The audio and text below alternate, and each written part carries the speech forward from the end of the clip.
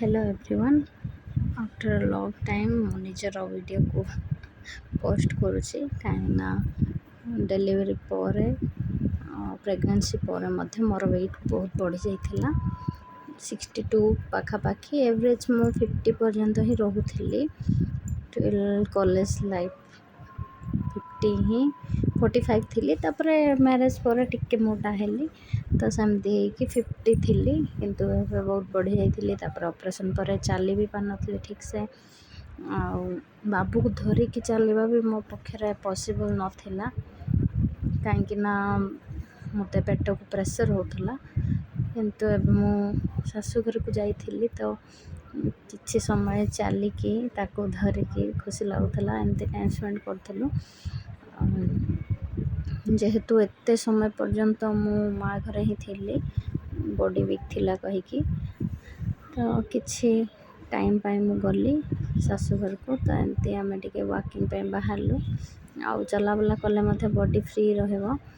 तो एमती बाबू सहित मु किछि टाइम स्पेंड करछि सी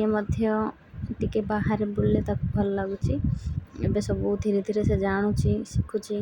तो बाहर को गले ताको मजा लगुच तो एमती किसी ताको एवरीडे टिके बाहर नेले ताको भल लगुच आम एबे क्वार्टर रोचु तो एमती बाहर किसी दृश्य गछपत्र ये बहुत भल आउ ठंडा ये जेहेतु मु जयपुर रे रोथली सेठर क्लाइमेट ठू एठीर क्लाइमेट पूरा डिफरेंट आ इवनिंग हेले ये भल लगे एमती बाहर बुलायापाई आठी हेले अजा सहित सी कुआडे बुलूला जाऊला आठी मु निजे ही ताको नेबा पड़े ता पापा तो बिजी थे तो एमती किसी आम एंजॉय कलु माँ पुओ से केते खुशी अच्छे देखु मुझे बहुत मोटा हो जाइए मु भी चेष्टा करुँची मुझे वेट लूज करी आमती आग पर फिट हेबी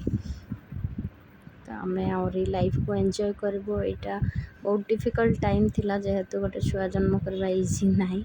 आउटा भी सी सेक्शन तो नॉर्मल बॉडी होगापाई टिके टाइम लगे तो लेट्स सी वेट लूज करवा स्टार्ट करी।